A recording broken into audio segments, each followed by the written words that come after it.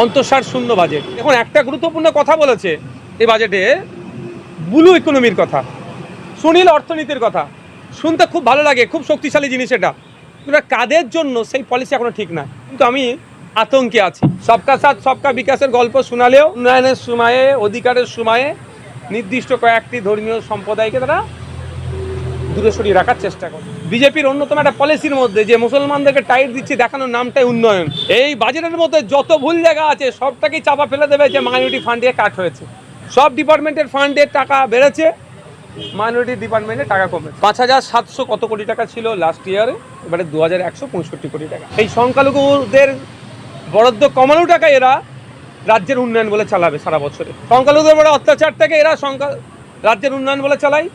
7 দিন ধরে রেড রোডে রাস্তা বন্ধ করে যোগা করা টাকা এরা রাজ্যের উন্নয়ন বলে চালায়, যেমন এটাকেও চালাবে।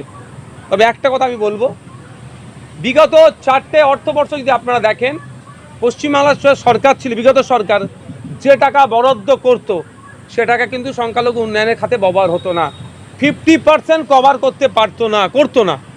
আমি আশা করব ফান্ড বাড়াবে, সেই অপশন জায়গাও আছে, ফান্ড বাড়াবে এবং সাথে সাথে যেটা বাড়বে সেটা 100% কাজ হোক।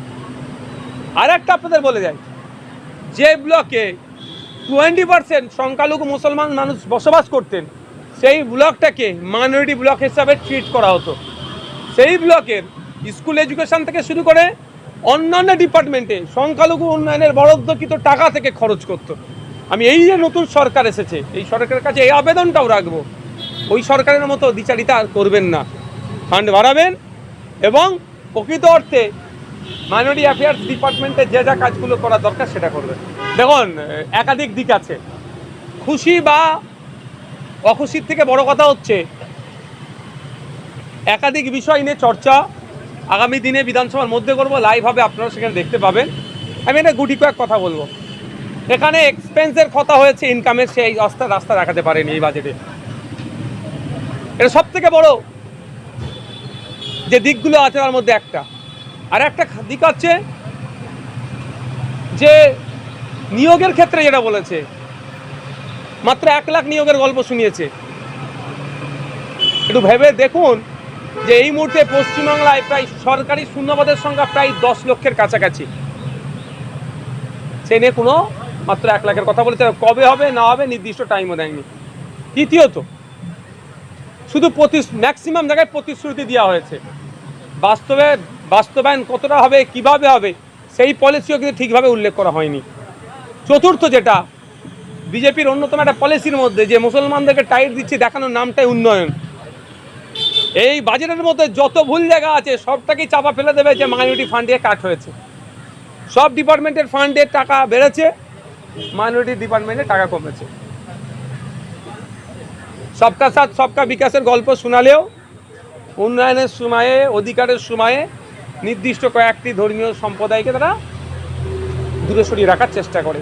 তবে মাইনরিটি ফান্ডের হিসাবে যেন মুসলমানদের একার ফান্ড না, এটা শুধু মুসলিম সম্প্রদায় নয়, আরও যে সংখ্যালঘু সম্প্রদায়গুলো আছে লাইক খ্রিস্টান, পার্সি, পাঞ্জাবি, তাদের সাথেও ইনজাস্টিস হয়েছে। তবে ভালো দিকের মধ্যে একটা দিক হচ্ছে, তা সম্পূর্ণ করতে পারেন, অসম্পূর্ণ থেকে গিয়েছে, যে সরকারি কর্মচারীদের কেন্দ্রীয় সমাহারে ডিএর কথা বলেছিল, কিন্তু ডিএটা বেরিয়েছে। কিন্তু সমকাজে সমবেতনেরটা মাত্র 5,000 টাকা পার্ট টাইম টিচারদের জন্য বেরিয়েছে। কেন? 2019-এর সুপ্রিম কোর্টের অর্ডারে সমকাজে সমবেতন আজকে তারা পাচ্ছে কোথায়, তা নিয়ে সেভাবে চর্চা হয়নি। সিভিক ভলেন্টিয়ার, একটা সিভিক ভলেন্টিয়ার কোনো অংশে আপনার কনস্টেবলের থেকে কম কাজ করে না, কিন্তু সে কত তার মাইনে এবার বাড়ছে, মাত্র 2,000 টাকা বাড়ছে। আশাকর্মীদের আপনি চলে যান, আশাকর্মীদের ভিন্ন রাজ্যের দেখুন, তথ্য তুলুন, যে সাম্মানিকটা পায় আমাদের রাজ্যের আশাকর্মীরা সে সাম্মানিক পাচ্ছে না। এবারে যে আপনি বললেন সংখ্যালঘু বরাদ্দের কথা, দেখা যাচ্ছে যে গত বছরের তুলনায় এবারে বিজেপি সরকারের আমলে সংখ্যালঘু খাতে যে বরাদ্দ হয়েছে সেই বরাদ্দ 61% কমানো হয়েছে। 5,700 কত কোটি টাকা ছিল লাস্ট ইয়ারে, এবারে 2,165 কোটি টাকা। তবে আমি একটা কথা বলবো, এখানে এরা কমাবে, এদের পলিসির মধ্যেই আছে।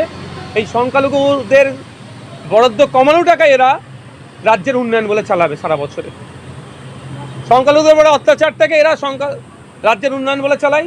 7 দিন ধরে রেড রোডের রাস্তা বন্ধ করে জোগা করা টাকা এরা রাজ্যের উন্নয়ন বলে চালায়, যেমন এটাকেও চালাবে। তবে একটা কথা আমি বলবো, বিগত 4টে অর্থবর্ষ যদি আপনারা দেখেন, পশ্চিমবাংলার সরকার ছিল, বিগত সরকার যে টাকা বরাদ্দ করত সে টাকা কিন্তু সংখ্যালঘু উন্নয়নের খাতে ব্যবহার হতো না। 50% কভার করতে করতো না। আমি আশা করব ফান্ড বাড়াবে, সেই অপশান জায়গাও আছে, ফান্ড বাড়াবে এবং সাথে সাথে যেটা বাড়াবে সেটা 100% কাজ হোক। আর একটা আপনাদের বলে যায়, যে ব্লকে 20% সংখ্যালঘু মুসলমান মানুষ বসবাস করতেন সেই ব্লকটাকে মাইনরিটি ব্লক হিসাবে ট্রিট করা হতো। সেই ব্লকের স্কুল এডুকেশন থেকে শুরু করে অন্যান্য ডিপার্টমেন্টে সংখ্যালঘু উন্নয়নের বরাদ্দকৃত টাকা থেকে খরচ করতো।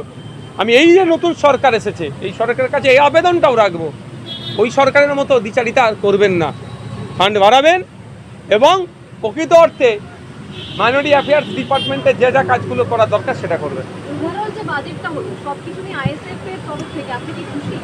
অন্তঃসার শূন্য বাজেট। তবে এই বাজেটের খেটে খাওয়া মানুষের জন্য বাজেট হলো না মধ্যবিত্তের জন্য বাজেট হলো? দেখুন, আরেকটা থাকে নিম্ন মধ্যবিত্ত, শুধু মধ্যবিত্ত নয়, নিম্ন মধ্যবিত্তদের কথা কোনো চর্চা হয়েছে সেভাবে? দেখুন, একটা গুরুত্বপূর্ণ কথা বলেছে এই বাজেটে, ব্লু ইকোনমির কথা, সুনীল অর্থনীতির কথা। শুনতে খুব ভালো লাগে, খুব শক্তিশালী জিনিস এটা, কিন্তু কাদের জন্য সেই পলিসি এখনো ঠিক না। আর এরা বিশেষ করে মৎস্য চাষিদের কথা বলেছে, মৎস্যজীবীদের কথা বলেছে। কিন্তু আমি একটা আতঙ্কে আছি। আতঙ্কটা এটাই, যেভাবে সমতলের জায়গাগুলোকে বৃহত্তর কর্পোরেটদের স্বার্থে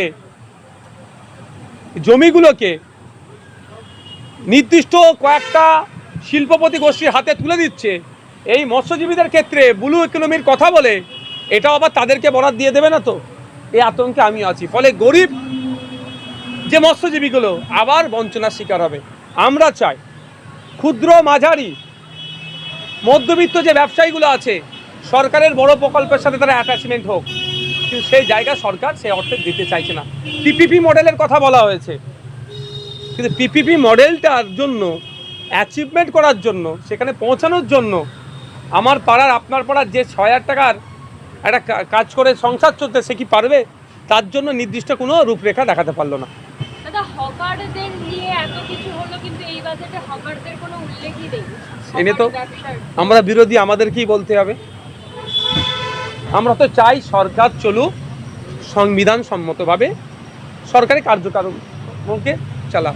কিন্তু আমরা কি দেখছি, সরকার চলতে না চলতেই রাস্তায় বুল্ডোজার নামিয়ে দিল, হকারদের উচ্ছেদ করলো, দোকান ঘর গুমটি সব ভেঙে দিল, তাদের ন্যূনতম ক্ষতিপূরণ বা পুনর্বাসনের ব্যবস্থা ছাড়াই। এটা কি সংবিধান সম্মত? সংবিধান সম্মত কোনোভাবেই নয়। সুতরাং এদের কাছ থেকে হকারদের ভালোটা পাবো কি করে? তবে বাংলা একটা শুধু বলবো এ বিষয়ে, যে ইতিহাস তৈরি হয় শুধুমাত্র চর্চা করার জন্য নয়, পড়ার জন্য নয়, জ্ঞান নেওয়ার জন্য, সেখান থেকে শিক্ষা নেওয়ার জন্য। তৃণমূল কংগ্রেস আজকে ইতিহাসের পাতায় ঠাঁই পেয়েছে, তাদের কাছে শিক্ষা নেওয়া দরকার, যে ক্ষমতার দম্ভ দেখিয়ে এতদিন যারা চলছিল তার চেয়ে ইতিহাসের পাতায় ঠাঁই হয়েছে। গরিব হিন্দু কি মুসলমান, হকারদের ধর্ম হয় না, তাদের একটাই পরিচয় হকার। তাদের সাথে যে অন্যায় হচ্ছে ইতিহাসের পাতায় আগামী দিনে এই বিজেপি সরকারকে ঠাঁই তারাই করবে। মহিলাদের জন্য 33% সংরক্ষণ, কি বলবেন এটা নিয়ে? দেখুন, মহিলারা, আমরা তো বারবার বলি, অর্ধেক আকাশ জুড়ে মহিলারা আছে, মহিলাদেরকে আমরা ছাড়া কোনটাতেই না বলতে পারবো না। আজকে আমি পৃথিবীর মুখ দেখেছি একজন মহিলার জন্যই। কথা হচ্ছে খাতায় কলমে বা এগুলো শুনতে খুব ভালো লাগে। এই ভাজপা সরকারের কেন্দ্রীয় মিনিস্টার, নামটা এই মতো মনে আসছে না, আমার দেশের হয়ে যারা বিশ্বের দরবারে আমার দেশের ঝান্ডাকে তুলেছিল, তাদের সাথে যৌন কেলেঙ্কারি, তাদের বিরুদ্ধে কী ব্যবস্থা গ্রহণ করেছে? অনেক বলবে 33%, আমি চাই তো হোক না। পঞ্চায়েতে তো নির্বাচনে 50% সংরক্ষণ আছে মহিলাদের জন্য, আমরা একবারও বিরোধিতা করেছি, হোক 33% সংরক্ষণ, কোনো সমস্যা নেই। তবে একটু ওতে অ্যাডিশন হবে, এটা অ্যাড করবো আমি, স্পোর্টস কোটাটাকেও 2% থেকে 5% হাইক করব।